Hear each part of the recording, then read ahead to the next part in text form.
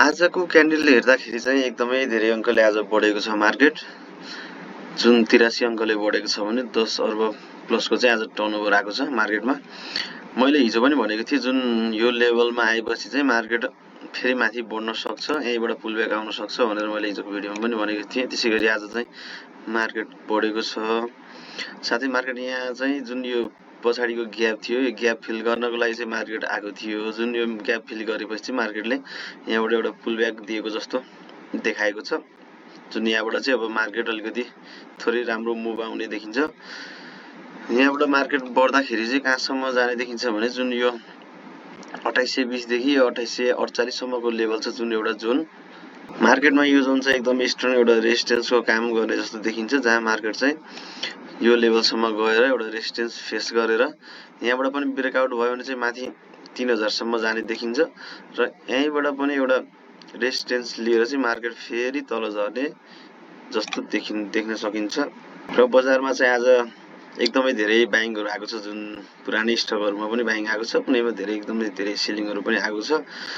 जुन आजको मार्केट हेरेर चाहिँ भोलि केही स्टकहरू चाहिँ बाइङ गर्न सकिन्छ। मार्केट चाहिँ हिजो जसरी झरेको थियो, जति अङ्कले जसरी झरेको थियो, आज त्यसै गरी नै बढेको देखिन्छ। जुन आजको मार्केटमा चाहिँ जुन रिटेलरहरूले चाहिँ एकदमै धेरै प्यानिक भएर चाहिँ आज यहाँनिर सेल गरेको जस्तो देखिन्छ र आज रिटेलरहरूले एकदमै धेरै सेल गरेका छन् भने ब्रोकर तथा प्लेयरहरूले चाहिँ आज बाइङ गरेको देखिन्छ। तपाईँले पनि आफ्नो स्टक चाहिँ राम्रोसँग एनालाइसिस गरेर बाइङ गर्नु होला। भोलि बाइङ गर्दै हुनुहुन्छ भने आज भोलिको मार्केट चाहिँ सुरुमा अलिकति घटेर त्यसपछि मार्केट बढ्ने जस्तो पनि देखिन्छ। जुन सुरुमा घट्यो भने पनि तपाईँहरू पनि प्यानिक चाहिँ नहुनु होला। मार्केटमा एउटा राम्रो मुभ आउने जस्तो देखिन्छ। जुन सरकारबाट पनि एकदमै धेरै पोजिटिभ छ र मार्केटको लागि चाहिँ एकदमै राम्रो नियम कानुनहरू चाहिँ आउनेवाला पनि छ अझै मार्केटमा।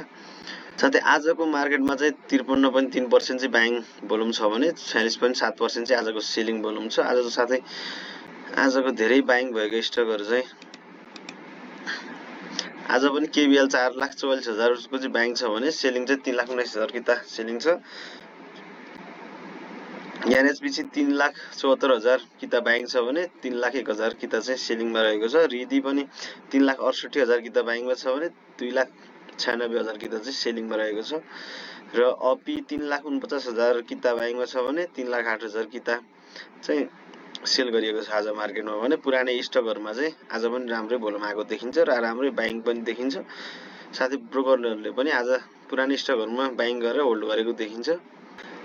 आज चाहिँ 58 नम्बर ब्रोकरले चाहिँ 59 करोडको चाहिँ बाइङ गरेको छ भने 1.1 अर्बको चाहिँ आज सेल गरेको छ।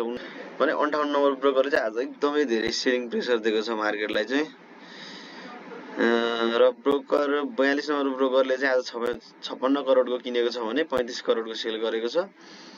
45 नम्बर ब्रोकरले 52 करोडको बाइङ गरेको छ भने 39 करोडको चाहिँ सेलिङ गरेको छ। साथै 34 नम्बर ब्रोकरले 43 करोडको बाइङ गरेको छ भने 40 करोडको सेल गरेको छ। साथै आज 58 नम्बरको चाहिँ एकदमै धेरै सेलिङ छ भने अरू ब्रोकरहरूमा चाहिँ बाइङ धेरै छ आज।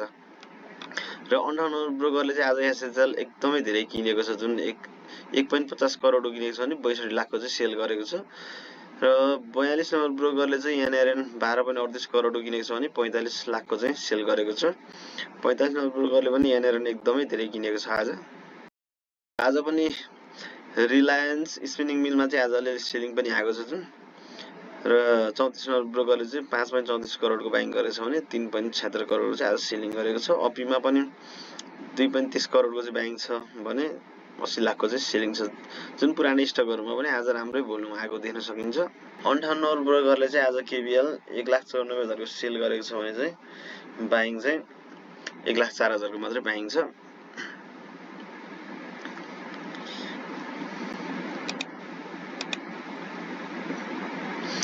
आज चाहिँ 58 नम्बर ब्रोकरमा एसएचएल चाहिँ एकदमै धेरै होल्ड देखिएको छ। जुन 70,000 किताको होल्ड छ भने बिएचएल पनि होल्ड छ। परु ब्याङ्क पनि एकदम होल्डमा देखिन्छ र श्वेत गङ्गा पनि होल्डमा देखिन्छ। एसपीडीएल पनि होल्डमा छ र एएचपीसी अपी